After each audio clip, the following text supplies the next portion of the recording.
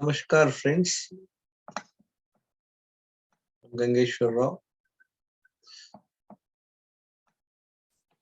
Namaskar friends, I'm Gangeshwar Rao. See, we are doing this series of small talks on health span. We have done a health span first video that talks about what is health span and what are the root causes of lifestyle diseases. In the second video, we looked at it. What are the 7 essentials for good health? And if people who have not seen this video, they're available in my channel. They can see it. Friends, this is briefly about me, how I improved my health. Please note, friends, I am not a doctor. And this is a disclaimer. I'm not a doctor. People with health issues must consult their doctor before embarking on my advice, especially on drinking water and all that. Friends, we have already looked at the 7 essentials for good health: air, water, food, and excretion, exercise, rest, and mind management. How these 7 essentials will balance these 5 elements, 7 essentials and 5 elements. These are the 5 elements: space, air, fire, water, and earth. See, balance of these 5 elements is health, imbalance of these 5 elements are ill health. Friends, we discussed this. Now we are looking at the first element. First essential for good health is air. Friends, as we looked at it the other day, see, fortunately, air is breathing happens automatically. See, it's a great boon for us. Otherwise, we would have forgotten. Now, how do we make sure that this air element is in our system properly? Abdominal breathing, friends. See, abdominal breathing means what? See, whenever you take the air, when you inhale the air, what happens? Your lungs are getting expanded. That is the time your stomach should come out. So consciously practice for a while.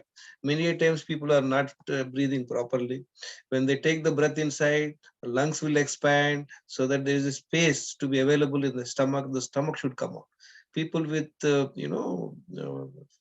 belly fat, they will not be able to breathe well. That is the reason they become tired in a very short walk and all that, because they don't get proper oxygen.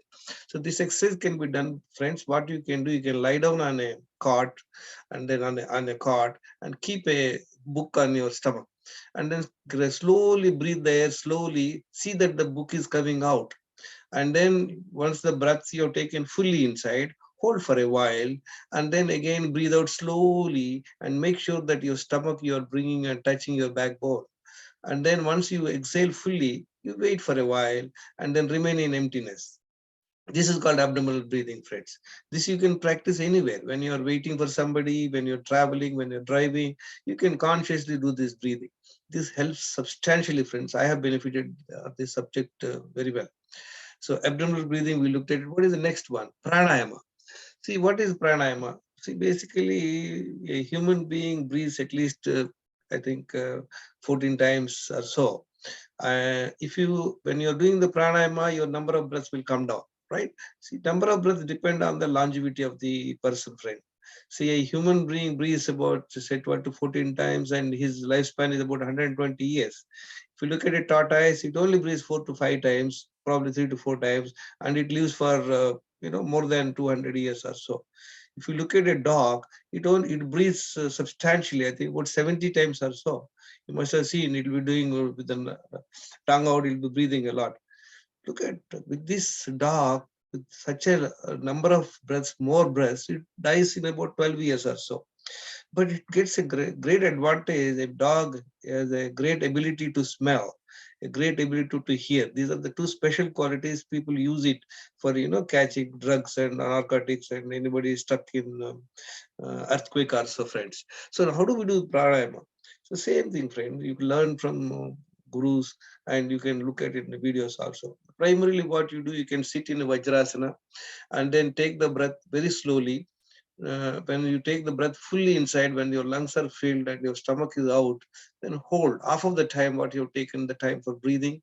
And then once that is done, then after the holding the breath, and then release the air little longer than what you have taken the time, and then remain in emptiness. So this is called 4-5-2 breathing. So that means your breath, you're taking the breath for a certain amount of time, you hold half of the time, and then breathe little longer than what your breath, taking the breath, and stay in emptiness. So this practice would be extremely good, friend. There's one more thing called Brahmani Pranayama. Brahmani Pranayama. So this helps you a lot to get into nitric oxide. You can look at what is the nitric oxide in the body. It reduces the blood pressure, and it is one of the key for the immunity and all that. Brahmani Pranayama also you can see in YouTube and learn all that. Next is Om chanting. See, Om chanting is a great advantage, friends. Om chanting is basically a lot of people feel is Om. It's not Om, it's Am. A-U-M. Ah can be chanted with the completely mouth open and do that. Woo can be chanted with your mouth becoming like round and that do that. And then chanting is with the closing the mouth and doing the ma word. So this also you can learn. A lot of videos will be available with the YouTube friends. Om chanting, when you say ah, you can see a little constraint in your stomach area. When you say oo, you get a constraint in the chest. When you say the word ma with the closed mouth, you have a lot of vibrations with the head, friends. So you can do that. You can do it equally. You can practice it. I'll just make one Om chanting just for the understanding.